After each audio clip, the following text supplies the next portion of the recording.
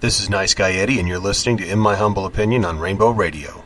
My guest tonight is professional cartoonist and illustrator and creator of the webcomic As the Crow Flies. It is my pleasure to be joined by Melanie Gillman. Melanie, welcome to the program. Hi, thanks for having me. So before we talk about the comic, could you tell me a little bit about yourself and your background? Yeah, absolutely.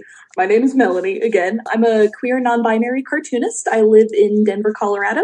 I've been doing comics since about 2007, 2008 or so. Coming up on my 10-year anniversary in a couple of years here. And in that time, I've done a bunch of freelance work for companies like Boom Studios and Iron Circus Comics. I have worked for Care Bears. I'm the current artist on the official line of Care Bears comics. And the thing that I'm best known for is As the Crow Flies, which is a webcomic that I've been doing since 2012. And it follows a group of queer and trans teenagers who meet in a Christian youth camp, well known for being a very queer-friendly place. Okay.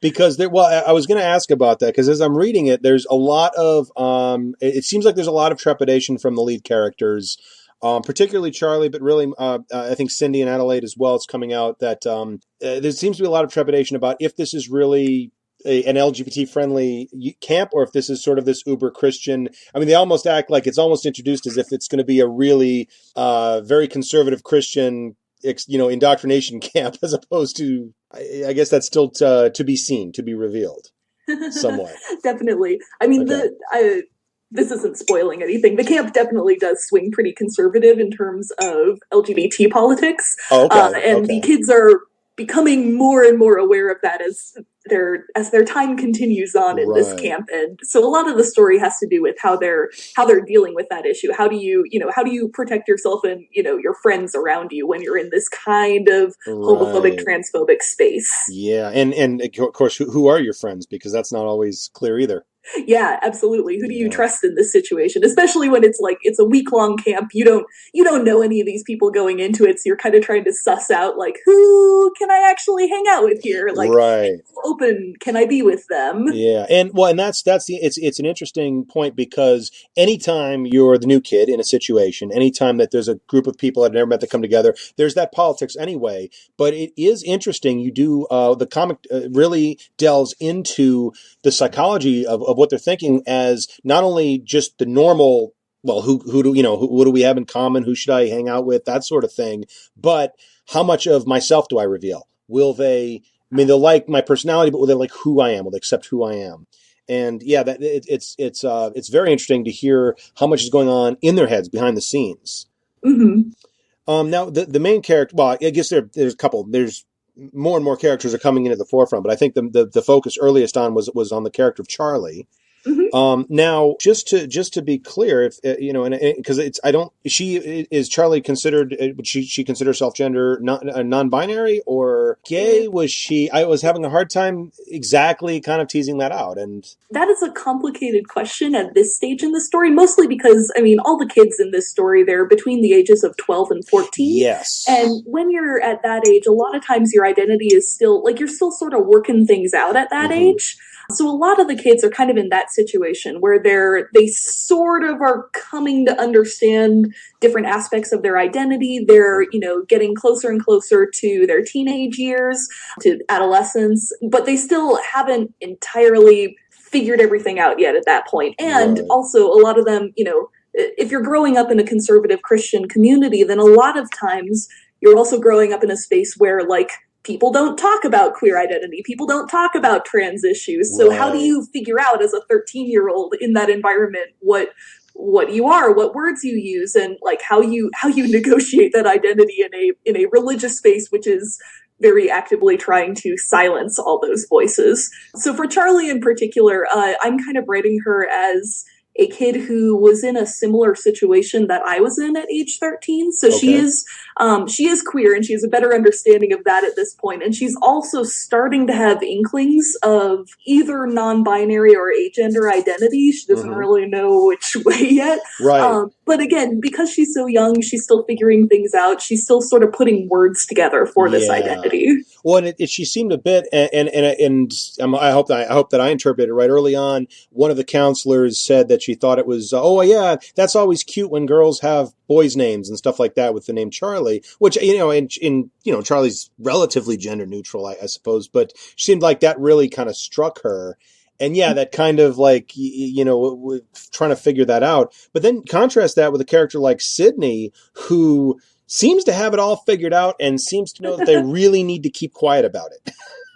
Yeah. I mean, very much in the closet, but very much aware of what's going on with herself, I mean. Yes, definitely. And she's more of a character who, because this, that does happen for some trans people, where you knew it all along. Like, you've always known that this was who you are. And then it's just a matter of essentially, figuring out the best way to come out about that, to explain that to your family, to try to negotiate those issues within your immediate surroundings. And Sydney falls more into that camp of people who have known all along. So she doesn't have the same type of questions about her identity that Charlie does. Right. But it's kind of nice being able to write those two together because those are two very real experiences that young trans and gender nonconforming children have at about that age, is the either, yes, I totally know what I am and who I am, or I'm still figuring stuff out at this stage and I still have a whole lot of questions. And equally, I mean, and at that age, especially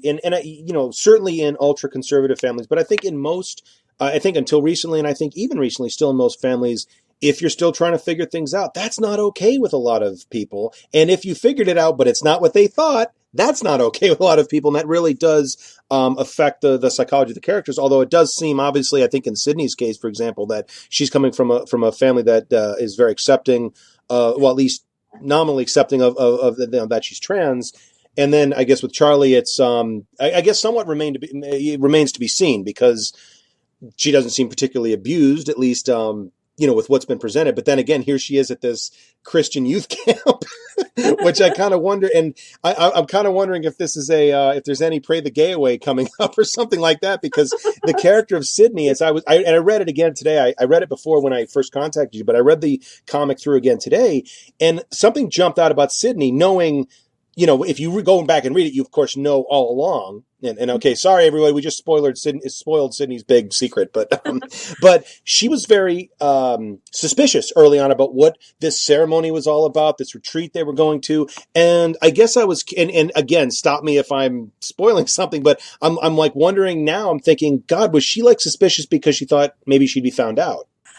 Something that she was trying to hide. She was exploring all possible options in her mind, and a lot of them seemed frightening to her. Because, the counselors are being deliberately obtuse about what's going to happen at this ceremony. They're deliberately being like, no, it's a surprise. We're not going to tell you what's going to happen. And that would be pretty nerve-wracking to a kid who has something that they're not comfortable disclosing in this environment. Well, and especially, and particularly in that environment, although I do get the impression at that age, perhaps she's not out in general, but yeah, particularly in that environment.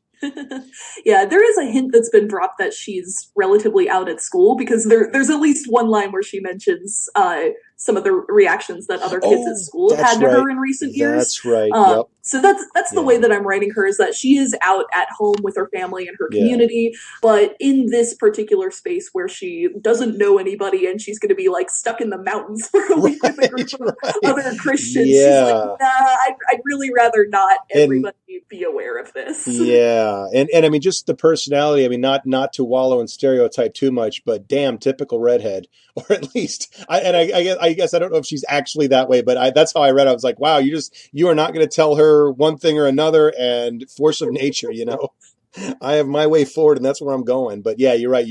When you're taken out of that familiar territory and you're put into an environment like this, both unfamiliar and potentially hostile. The other character I wanted to ask you about, who I think is probably, I guess, number 3 in terms of coming to the forefront, and that's the character of Adelaide, who seemed really to have a lot of just hostility to everybody, particularly Charlie and Sydney. And yet in recent issues, I'm getting a sense that some of this is motivated by self-loathing or self-doubt. that there's something going on there. And I'm just kind of wondering, is this one of these where eventually we're going to figure out that everybody's got some secret going on there or something? That actually isn't too far from the truth here. Okay. One of the things that I set out to do with this comic was try to think of some way in which everyone who's participating in this camp falls along some sort of intersectional axis. Sure. And not all of them are in things like a big secret that they're trying to hide. Right. But for Adelaide, yes, she does have something that she does not want the rest of the camp to know. And because it hasn't been actually revealed in the comic yet, I can't tell you. Sure. But you will find out before the end of that what's going on with her. But because she has, I mean, in some ways she's in kind of a similar situation as Sydney. She's got something which she has, not necessarily shame about, but is a complex thing for her that she really doesn't want to have to explain to all of the rest of the kids in the camp who probably wouldn't understand it very well. Sure. And that is a source of stress for her, and that affects the way that she interacts with the other kids in a lot of different ways. Right, because she starts out as well, I would say just blatantly unlikable at first, and then you begin to see those little cracks where she kind of lets her guard down. It's like, oh, this is a complex character. I'm going to have to be patient. Yeah. So, yeah. And you mentioned intersectionalism. And that's interesting because one of the things that I read, very strong feminist message, particularly coming from the kids, but also from some of the counselors for being relatively conservative. But it's a very strong intersectional feminist message because it crosses over racism. It crosses over transphobia. It crosses over homophobia.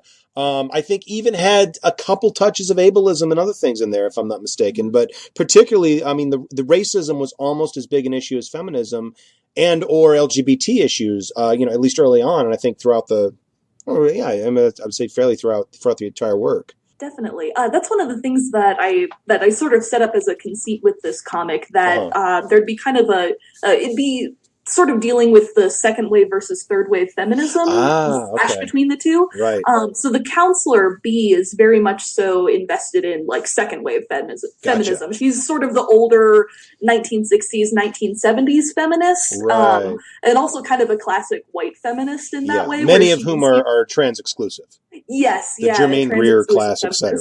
She's definitely a bit turfy, and Sydney has pegged her for that, and which is one of the reasons why she's being a little bit cautious about her personal safety over the course of this camp. But yeah, and then on the other side of that, you have Charlie and Sydney and some of the other kids too, who are going to be falling a little bit more along the third wave feminism. So more interested in like how do trans issues actually affect feminism, and what does feminism look like when we make sure that it's intersectional, when it's, actually addressing issues of racism and homophobia and transphobia, trans misogyny, all these different things.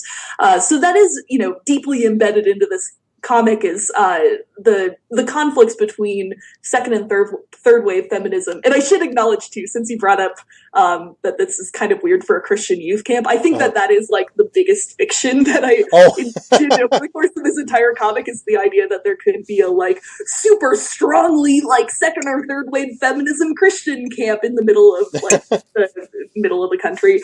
At least from my experience, and I am drawing a lot of this from personal experiences going to Christian youth camping trips. Okay, never found anything quite like that. I was going to ask you you mentioned that a lot of this draws from your own experience. Is there a particular character that you're particularly personally invested in? Say, I'm assuming Charlie, for example, being that she's the main character, but how much of this is drawn directly from your own experience then? A decent amount of it. I mean, the story itself is definitely fiction, so there's no, it's not me retelling a camp that I went on as a kid, but I'm taking elements from past memories, and at least with characters, I think if you sort of took Charlie and Sydney and smushed them together, you would get a pretty good picture of who I was at that age. It was kind of half super shy and introspective and like really, really cognizant of personal boundaries, and then half the like kind of ridiculous kid who can't be told what to do under any circumstances. Gotcha. So I sort of took those two aspects of, me at age 13 and split them up into two characters. Gotcha. Okay. Which is it's a nice way to go about, trying to come up with a little bit more three-dimensional characters if you can place them in context of Oh yeah. your own memories, your own personality, things like that. Right. So you talking. So you had been to a lot of the Christian youth camp. What, if you don't mind me asking, when we're talking about Christian, what denomination of Christianity then were you raised in? I was raised Presbyterian. I Oh, honestly okay. can't remember if any of the camps that I went to were specifically Presbyterian camps. Okay. Generally, they would be more like Protestantism in a broad sense. Oh, okay. Protestantism, for people who aren't up with like Christian theology, is sort of an umbrella term that encapsulates most Christian sects other than Catholicism and I guess Right. Episcopalianism. Right. But yeah, Protestantism is kind of an overarching term for And there's not certainly a level with very wide level, a varying level of fundamentalism and evangelicalism, all from completely non-existent to completely dominating every aspect of it and everything in between. Definitely. So that was a completely not a very helpful answer, I'm afraid. Well, I guess I'm curious, the role that it played in your upbringing and your family life versus where that has come now, and how what role, what place do you keep it in your life now these days, and is it the same? Has it changed? You mean my relationship to Christianity in Well, general, or or to religion in general, to a church, to the church, however you define that. okay? Well, I'm an atheist now. Okay. I was raised Christian and was very devoutly Christian up until about the age of 18. Okay. And at that point, I actually had a crisis of faith, which I'm not going to go into Sure. too much because Okay. I basically took that faith crisis and gave it to Charlie. Poor thing. Okay. Right. So Charlie is going to, over the course of this comic, be going through basically what I went through and the reason why I ended up leaving the church. Right. Okay. So if anybody wants to know, stay tuned. It's As the Crow Flies. We found on MelanieGillman.com. yes. Okay. All right. So yeah, no longer a part of the church. Gotcha. But I'm also not I don't have any bad feelings towards Not my militant upbringing as atheist, a in other Christian. words. It was a thing that happened that is no longer a part of my life, but Gotcha. it is what it is. Right. Another interesting part of the characters, and I mentioned earlier the inner dialogue that's going on, and it was really interesting watching Charlie as they were talking about things, and they were talking about oh God, I think the ceremony mentioned something about whitewashing, and there was definitely some talk that bordered on at least sexism from a modern standpoint, certainly with some racist overtones, and she kept thinking to herself, do I say something? Should I say something? This is really bothering me. Should I say something? And eventually somebody else said something, kind of took her off the hook. But what I was struck by is that, you don't usually hear or understand that there are a lot of people who don't speak up. The people who complain about political correctness and whatnot act like everybody is speaking up over every little thing. And yet here is this character that is very conflicted and is very bothered, and yet is trying to figure out their place and figure out, okay, where do I draw the line? Is this enough? Do I say something? Do I not? And there's a very big internal dialogue going on there that is invisible. I think it goes on in real life, but it's invisible to everyone around them. Yeah, definitely. This is one of the reasons why I love this comic, is because I get to draw out scenes like that maybe people who don't go through this very often aren't aware happen all the time. Yeah. But especially for Charlie, I mean, not only is she worried about like, should I say something? Do I feel comfortable saying something? Am I safe saying something in this space? Or is that just going to put a target on my back with these people who I don't know? Yep. And also, like, what words do I use? Like, if you're not a very quick-tongued person, or a very, if you're not very good at winning repartee, then how do you string those words together fast enough in order to interject something very, very cutting and very clever to explain the situation to people? Yeah. Well, and like you say, at the same time, one, not only not revealing something about yourself that you may not want to or may not be ready to, but it also should be worth mentioning that Charlie is Black. And so she also does not want to be the angry Black woman. She doesn't want to fall into those stereotypes either. And so there's it is a very fine line, and it is very. That's one of the things I really do like about the comic, is that you get a chance to get into this inner dialogue. So Yeah, and that's one of the fun. That's one of the places where Charlie and Sydney are really fun to write together because Sydney is much more like I'm going to say the first thing on my mind, and you were going to listen to me. Charlie's a little bit more hesitant, though. I mean, part of that has to do with they're coming from different places. Yeah. Charlie being black is it makes her more visible, and Sydney being closeted makes her at least as long as she remains closeted a little bit less visible in that regard. So she kind of has in some cases it's a little bit safer for her to speak out about things than it is for Charlie being the one black woman in an entirely white Christian space. Right. So being able to write those two together, that's another way where they intermix in interesting ways. Right. And that's going to be one of the themes of the book. One of the things that this book is exploring is essentially Charlie finding her voice here, and figuring out how and when and why she feels comfortable speaking up about things, and how do you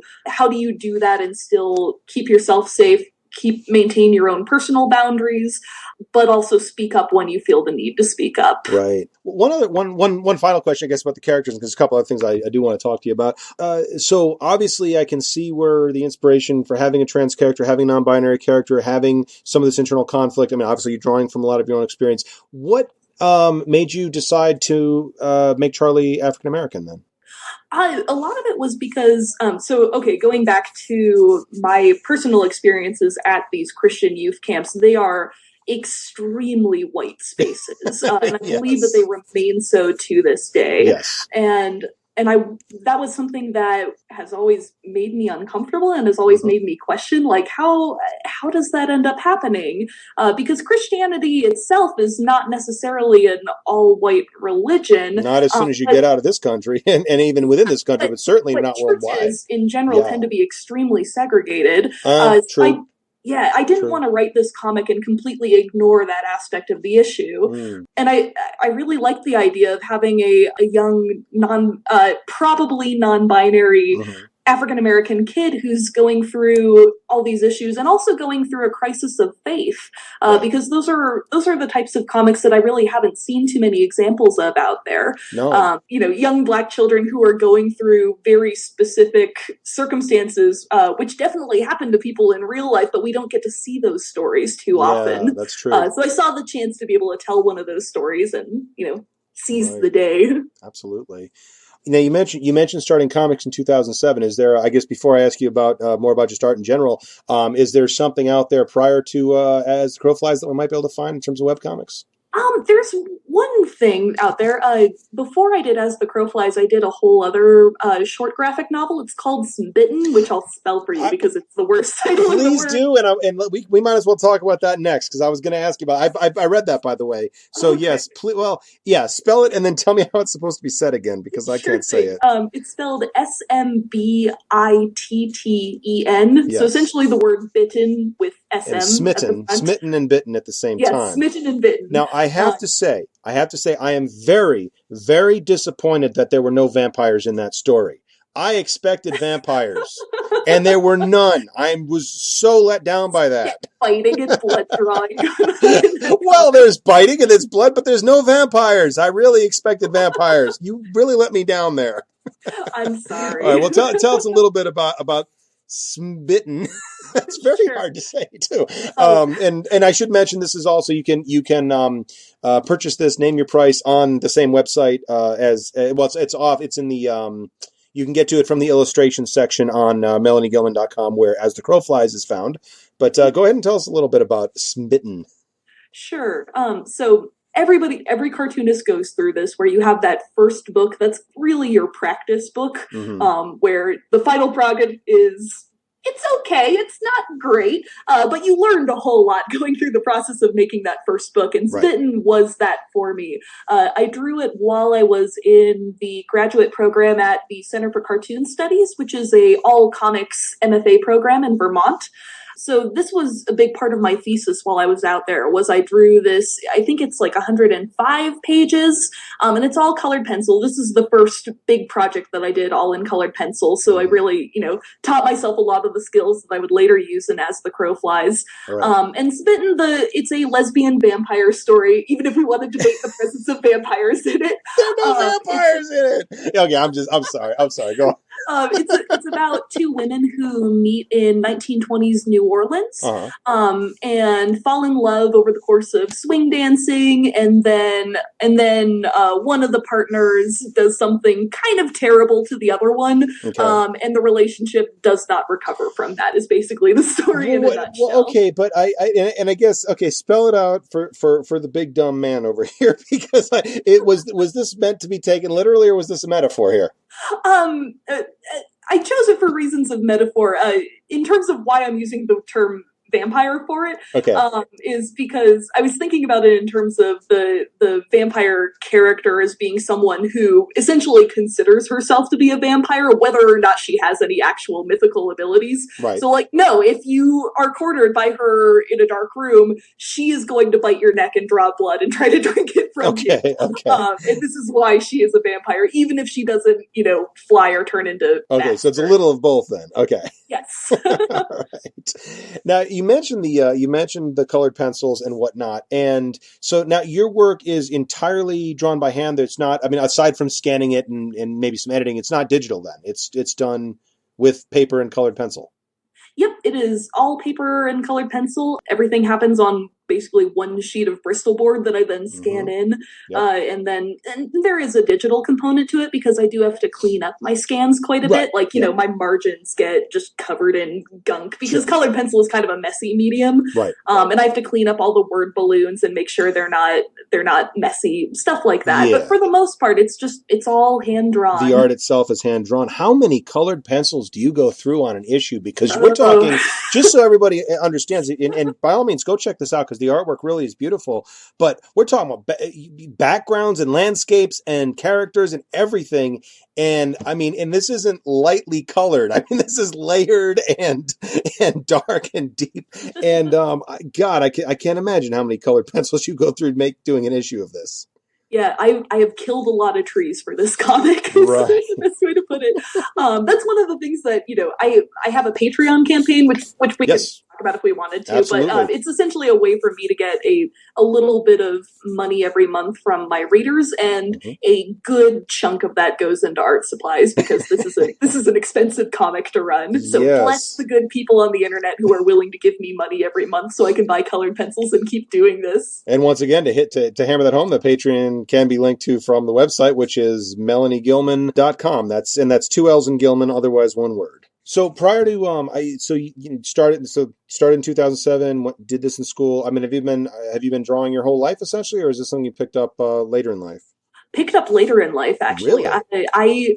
I was not one of those kids who was constantly drawing. I did draw sometimes, but it wasn't actually something that really interested me until I became an adult. When I was a kid, I was actually much more convinced that I wanted to be a prose novelist when I grew up, so I spent many, many long hours on fanfiction.net reading terrible novels. And so that was more the direction that I wanted to go in. But when I was in undergraduate, I was a creative writing major, and started feeling really burnt out about it. It got to the point where just the act of writing was becoming like an emotional struggle for me. Okay. Like there was no joy in it anymore. And on a whim one day, and I still to this day, I have no idea why I decided to do this, but one day I was just like, screw it. I have a free period between classes. I'm going to buy a sketchbook and some pens, and I'm just going to draw a comic. Still no idea why on earth I decided to do this. I wasn't even reading too many comics at the time, but I did it, and it was like, this is the closest experience I have ever had to falling in love at first sight. It's like clouds parted, angels sing, light poured down from heaven. It was like, I never want to do anything else other than draw comics. And at that point, I had no artistic experience, no experience writing comics, no experience drawing comics. I had no idea what I was doing. How much artistic ability did you find you had at that point? Hardly any. Wow. Okay, so there's hope for everyone then. If you want to do it and you work hard enough and you learn the skills, you can do it. Yeah, honestly, that's the only thing that I did right at that age, was that I had, in some ways, I had the luxury of being able to work my schedule out so that I could make sure that I found at least 2 or 3 hours each day just to work on comics. Yeah. And just by brute force, I was able to teach myself enough that eventually I started making passable works at least. Right. And then I enrolled at the Center for Cartoon Studies, the grad school that I mentioned in Vermont, and that was really the thing that kicked me into high gear, I think, for comics. Okay. I learned a whole lot while I was at that school, and it improved my drawing and my writing abilities to a astonishing degree just within that 2 years. All right, we're going to take a short break, and after these words, we'll return to my interview with Melanie Gillman. Hello, my name is Tolly. And I'm Ari. We represent Organizing Trans Olympia. We're organizing the trans misogyny counter-protest in support of transgender bathroom rights. Please support trans rights in Washington State by joining us at the Capitol building on February 15th at 9 a.m. For more information, visit us at www.facebook.com/organizingtransolympia. Thank you. Now, you mentioned in the opening, and it's also, I was going to ask you about your Facebook page. You mentioned that you're non-binary. Your Facebook page indicates preferred pronouns of they. Mm-hmm. And I guess I'm curious about a couple of these things. We've had a lot of transgender guests on. We've spoken a lot about trans issues, and I'm curious about the overlap there. I guess just starting out, I would assume that one of the biggest issues is just non-binary disappearance. The fact that we're in a society that is just now barely beginning to understand, and I mean, not even all of society, just some parts of society are just beginning to understand trans issues, and trans issues only as they relate to the binary. And in so much of the public sector in public issues, non-binary is not even given a lot of consideration. At least that's what I'm seeing. I'm wondering if your experience is the same way, and how that all fits in. Yeah, that's roughly true. You're definitely right that I hear people talk about this all the time, how, especially older generation people, saying things like, where did all this non-binary stuff come through? It must be some like new fad that the kids are doing, because it wasn't a thing when I was growing up. Right. And yeah, and there's a reason why it wasn't a thing, because it wasn't safe for it to be a thing. And we're finally just barely starting to enter into an era. And I think a lot of this has to do with the internet and social media, where people feel a little bit more safe coming out and talking about these issues. And that's why it seems like there's more non-binary people in this generation than there were in any other generation. But that's probably not at all true. It's probably just that non-binary people who grew up in older generations didn't have words for this, or didn't have community networks where they felt safe talking about these issues, or if they were talking about them, they were being flat out ignored. No one thought this was a real issue. No one was publishing any books by them, or talking about this in a public forum anywhere. So it seems like it came out of the woodwork, but really it didn't. Right. Well, I think that conservatives react to a modern world that they don't understand by pining for a past world that they still didn't really understand. That seems fair. Well, and I'm curious also about coming out in the same way again, because for a while trans issues were lumped in with LGBT, and not really even, again, I think most of the progress until recently has been exclusively LGB. And I know, and I've spoken to many trans people on this, there's been a growing bitterness over the years of there not being enough progress for trans people. And I guess I kind of see non-binary now kind of being lumped in with trans, except that trans still exists within a binary most of the time. But I'm curious, as you're for coming out, as much as somebody might have to explain what being transgender is, of course, we have the words for it now. We have public figures, and for better or worse, like Caitlyn Jenner, but others as well, that people are, again, just beginning to understand. I wonder how one goes about explaining that to, say, parents or friends or whatever, that they're non-binary, and is it taken as seriously as, say, if you were coming out as gay? Because I guess the cliche of, oh, this is just a phase, which I know a lot of transgender people have heard over the course of their lives. I'm wondering if that is even more so for something that is less understood. I definitely got that impression when I came out, because I came out first as queer to my family back in, I think I was 22 at the time. Right. Now, queer, and then didn't come out as non-binary until a few years later. So so I did get to experience those two separately for comparison. So when you say queer, do you mean gay, or what do you mean when you say, in what context do you mean queer in this case? I prefer the term queer because a lot of it has to do with being non-binary, because when you're a non-binary person, sometimes And not necessarily, because there are some non-binary people who also identify as gay, and But that's gay fine. and straight are defined as a function of one's gender and sexuality. It goes back to a binary. You're stuck in a binary because that's how it's defined. Okay. Yeah, I like the term queer just because it feels a little bit more flexible to me. Okay. And it seems to it's used kind of as an umbrella term for better or worse. So it's able to encapsulate more types of people. And when we're talking about sexuality, so as a function of who am I attracted to, right? Then yeah, I like having a little bit more flexibility, or not using a term for myself which seems to rigorously define what the genders are of the people who I'm attracted to. That's a very convoluted answer. Well, no, but it gets very complex. It gets very complex because, I mean, I think, the whole idea, you start with the idea of homophobia, because, people are different from me. I am this way. And the status quo from that perspective, again, right or wrong, is heteronormative. So it starts out with, I am X, I'm attracted to Y.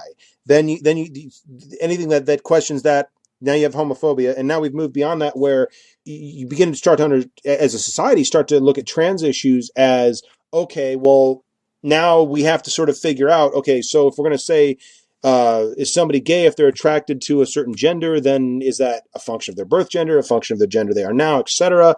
And different people will give you different answers on that, because some people insist on being wrong. and then you get, when you start to say, okay, well, it doesn't fit it at all. Now I'm outside of that model. Yeah. Suddenly the terms don't mean anything, or don't mean anything within that context.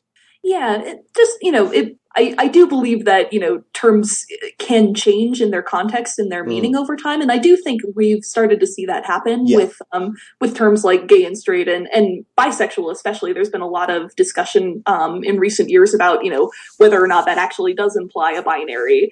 And right. been the difference between bisexual and pansexual, for example.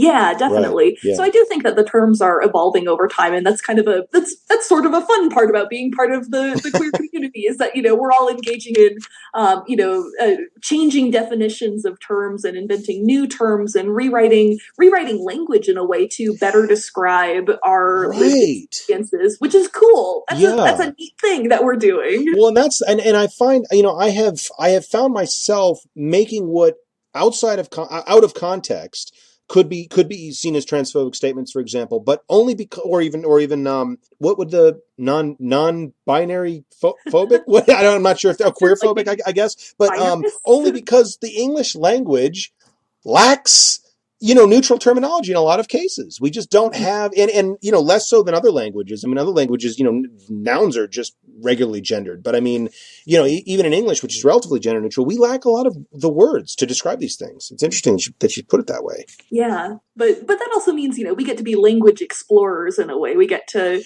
come up with terms for ourselves within our own communities, and come up with creative ways to apply them where when appropriate. But there's a backlash when that goes outside of the community then. Oh yeah, because you get taken less seriously. And the funny thing is, I did want to ask you about the idea of binary privilege, and this was a topic that came up in a transgender group discussion. And the person that was leading the discussion was somewhat militant about the idea that it would be absurd to suggest that transgender people have any kind of binary privilege.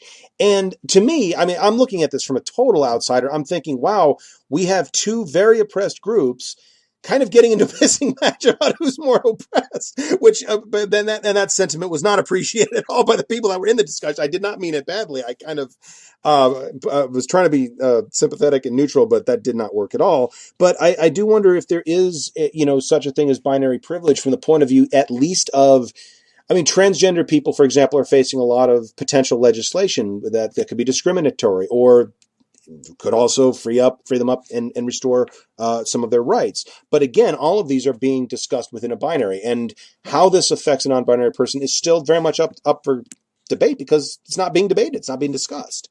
And we don't really, as you say, we don't really have the words to discuss it. And when you take some of the terminology that you create outside of that group, it gets mocked. It gets, I'm not going to use that pronoun, or I'm not going to say that word, or whatever.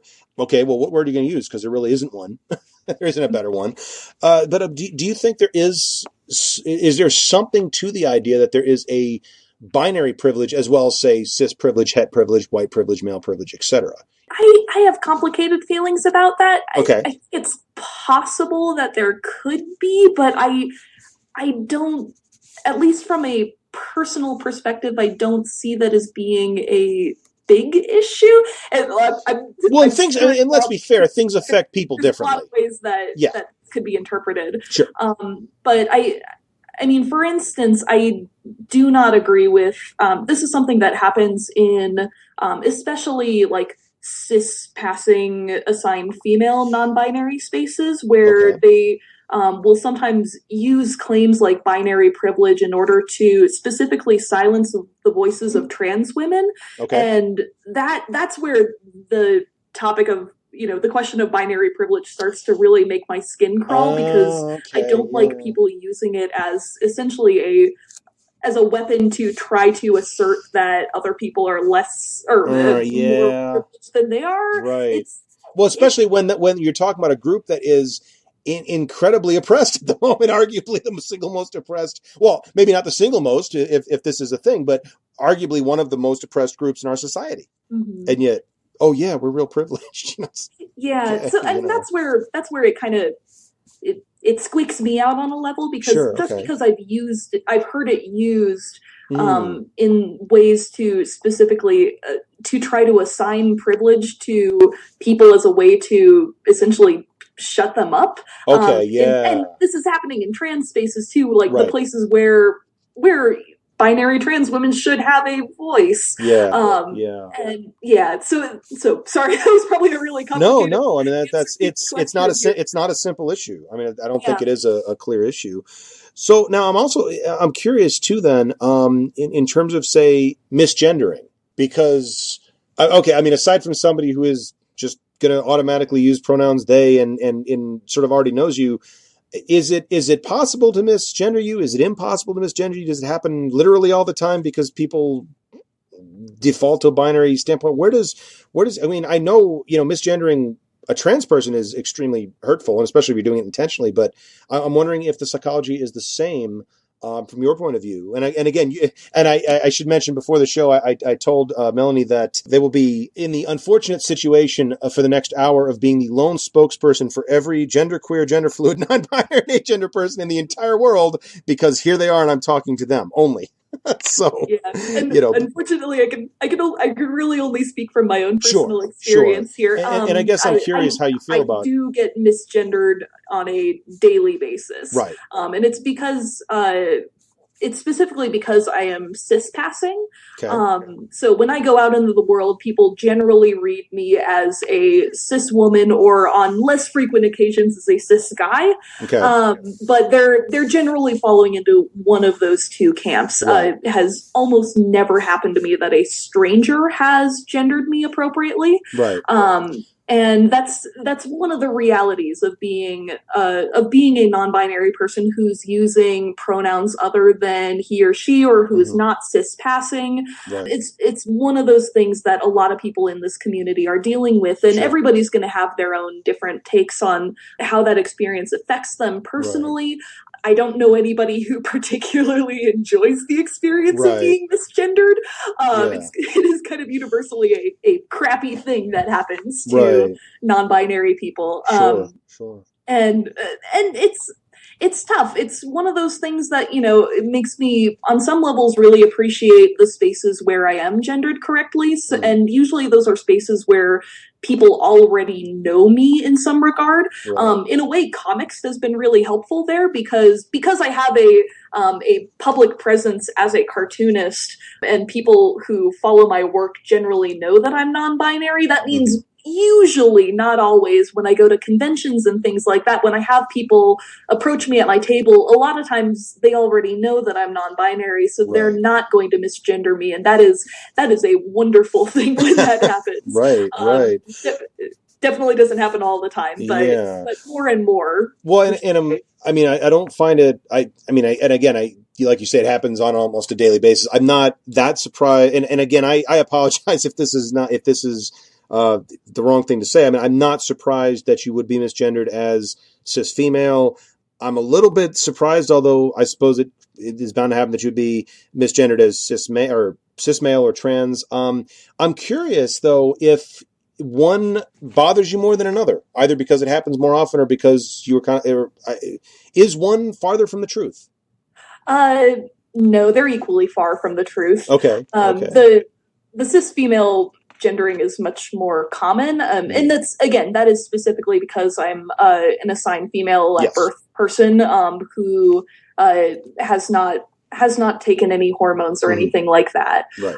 So it makes sense that when I go out into the world, then people generally read me as a cis woman, and they both are equally frustrating. Like being misgendered under any circumstances is a dysphoric experience for me. So yeah. Okay. So it's okay. Interesting. Now I'm also curious then, because and this may be, there are a lot of varying shades, shall we say. I'm curious then if your gender identity is particularly, well, am I right in thinking that yours is somewhat static in being that it's in the middle and does not necessarily fluctuate between male or female, because there's sort of varying degrees of that, I think, depending on who you're talking to. Yeah, there are some people who identify as bigender or gender fluid. There's a bunch of terms for it. And essentially, feeling like parts of their identity would encapsulate male or female. For me, non-binary kind of means neither of those. Okay. I do think that I have a gender, and I think that gender is neither male nor female. Okay. And so I don't put myself in the agender camp usually. People who do not have a gender at all. Okay.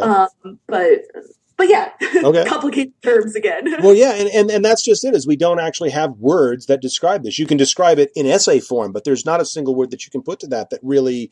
I mean, there may be words that work for small groups of people, or even just work for individuals, but not something that really communicates that on a large scale. And that's a very complicating factor. There's not a word that other people are necessarily going to recognize. Yeah, and that kind of has to do with like public education, because these words do exist. We are coming up with words to describe ourselves on a daily basis, but getting those words into common parlance within the public is a entirely separate matter. Right. And it's getting better. The more visibility that non-binary people have, and the more that these issues are discussed in public forums, the more present in people's minds these issues will be. Sure. But it's a slow progress, and we've got a ways to go yet. Oh yeah. Well, and it's just some of those issues that are coming up now. I got the sense that once, and this didn't just happen last year with the Supreme Court decision on gay marriage, but I think it began about a year before that. It seemed that the opposition to gay rights essentially realized they were going to lose. This was an inevitable thing. It was coming. They weren't going to be able to stop it. They could just kind of look like jackasses in the meantime. But they gave up on this, and they immediately shifted their focus to transgender people. Like, fine, we'll give them gay marriage, but trans people will get nothing. That was the message that I was getting from the media that I was consuming. And of course, they immediately went for the single most salacious issue they could possibly think of, and that is, where do people pee? Where are these people going to go to the bathroom? It's like, well, that's where you went first. That's the first, because of course this was where they could fearmonger the most. But I'm curious then, as these issues are being discussed, and that's like, I don't mean to be dismissive of it, but at the same time, you have healthcare issues, you have job discrimination issues, housing discrimination issues, hate crime issues, violence, etc.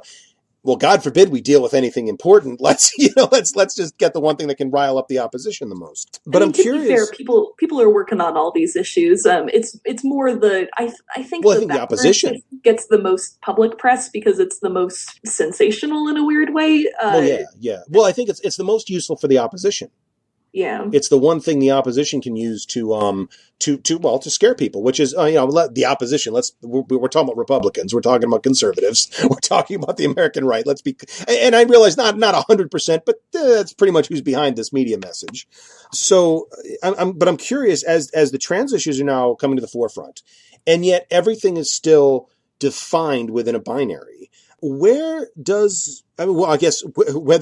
you personally, or where do you as the spokesperson for the world's non-binary community fit into the whole fit in with these issues? As you're hearing bathroom issues discussed, like, is this even important to you? Do you see this as a first step? Do you see this as completely a misguided discussion? How do you relate to that? It's one of many important issues, right. And from my perspective, it's more important to me because it's something that affects my friends' lives more directly than it does my own. Okay. And a lot of that does, there is definitely a privilege that I have because I am cis passing. I am not generally a person who is going to be in danger if I need to use a public restroom that has some amount of binary gender attached to it. Right. But that is definitely not true at all for many people within the trans and the non-binary communities. Absolutely. So the issue matters because it affects those people, especially it affects trans women. There's really no safe space in a lot of cases for trans women who are not cis passing. Yeah. And that's why these issues matter. Right. And yeah, I don't know that I feel comfortable about ranking different issues in terms of importance. Well, I guess it's not ranking the issues so much as I guess my question was more: do you feel that you have a part in this fight or a dog in this fight, so to speak, or is this issue peripheral and misguided because it's still being debated within strictly a gender binary? Oh, I don't think it's an issue specifically because of the binary part of it. Oh, okay. Gotcha. And for me personally, I mean, my dog in this fight is to try to amplify the voices of trans people who are directly affected by this issue. Right. So less so than providing my own opinion, would more want to be the person who is supporting and amplifying voices from people within the community who are directly affected by this. And that's, something that I try to do with any number of issues in the trans community, because, there are a million different ways to be a trans or a non-binary person, and no set of issues is going to affect everyone in the same exact ways. So, hopefully as a community, we're all out there supporting each other and trying to figure out ways to amplify and to spread word and to advocate for people who need that advocacy in those specific areas of specific issues. That's one of the interesting things about, trying to lump everything under trans issues or non-binary issues. Yeah, it's because you're right. Within a community, there can be, and there's not always that solidarity too. There is sometimes that segregation even within, again, there's no shortage of LGB folks who would happily lop the T off of that acronym and everything beyond that with it. But at the same time, within the community, there can be a lot of that, that unity, but then you get outside and suddenly not only are you asking a very stodgy, relatively conservative, somewhat slow to change society to accept, well, here's an idea that uses your terms but reaches a different conclusion, versus here's an idea that you haven't even thought about the terms to describe it. You haven't even really. It's one thing to say, like with sexuality, say, okay, well, instead of being different, we like the same gender, or okay, I was assigned male at birth, now I'm female, and vice versa. But then you begin to get into far more complex ideas that, well, let's face it, the average human, I hope we don't have a monopoly on this just in this country, but the average American or average human is somewhat intellectually lazy about these things. They like things simple, and you folks are just complicating the shit out of everything, aren't you? Yeah. And some of that has to do too with a lot of the people who, at least from what I've seen, a lot of the people who are, sort of further behind on awareness of trans issues are people who think they don't know any trans people. And I'm using that term think they don't know because they probably do know some trans people. They just don't know it. Those trans people are not telling them, and there is a reason why they're not telling them. Exactly. And so if you're the type of person who thinks that you do not know any trans or non-binary people, then you're much more likely to be the kind of person who's like, well, none of these issues make sense to me. Right. So why should I care about this? Or why, bathrooms aren't important at all, or any number of things. Right. So, one more question on the political and social side of it, because again, now there's a very strong feminist message within As the Crow Flies, and I'm curious about the relationship. And again, I think when you get into more intersectional modern feminism versus, say, first wave, second wave, etc., when again the focus was in different areas. But what is the relationship then between feminism and the non-binary community? It's growing and changing these days, and that's a complex enough question that I honestly don't know that I could sum it all up in a nutshell. Okay, well, all right, that actually does answer it, but go on. It's an evolving thing, and feminism's relationship to trans issues in general is still evolving very much so. Yes. And especially when it comes to more specifically, trans women and trans feminine, non-binary people, how we support and amplify those people's voices within feminist spaces and within the scope of our advocacy as feminists. That's been one of the big issues in third wave, and some people are even calling it fourth wave feminism now. Right, yeah. So that's something which, as the crow flies, touches on a little bit, but I also don't go into it quite as much as someone could. Like, if this comic were being, I think, written by a trans woman, I think that she could have gone into it much more so than I can from my perspective. Okay. So I touch on the issues, but I'm trying not to assert my own voice or my own opinions over this issue, because it's one that exists outside me a little bit. Okay. And there is definitely a thing of within trans and non-binary spaces of assigned female people, whether they be trans men or non-binary people, kind of speaking over trans women. Yes. So trying to not fall into that trap as much as possible. Gotcha. Yeah, which is, it's a complicated thing, but it's one of the things that you deal with as a storyteller of any regard, because you're trying to represent a diverse array of people and try to be, have good, honest representations of the characters that you've created for this world. But you also don't want to step on toes of anybody else who actually has lived experience in that area, or you don't want to assert your own voice and your own limited perspective over, what's actually going on in these people's lives. Sure. So it's a complicated issue, but it's something that fiction writers in general get to deal with. Right. Well, I'm not an awkward transition, I guess, back to some of your old work before we finish up. On your website, you do have several examples of book covers that you've illustrated, and I'm curious if you could tell us a little bit about some of the works that you've been involved in. Some of the, do you get when you're illustrating for the cover? I mean, are you in how I guess how do they find how do you find the projects and what are some of the ones that you've done? Sure. Well, to answer that, how do I find the projects first? A lot of times they actually find me. Right. That's kind of the way that art directors work these days, is that it's less you applying for jobs and more them being like, oh, I came across this person's work online. I really like what they do. Let me send them an email to see if we could work something out. There are a lot of undiscovered artists that I've spoken to that I know personally right now who are like picking up a rock to throw at you after having said that. Oh no!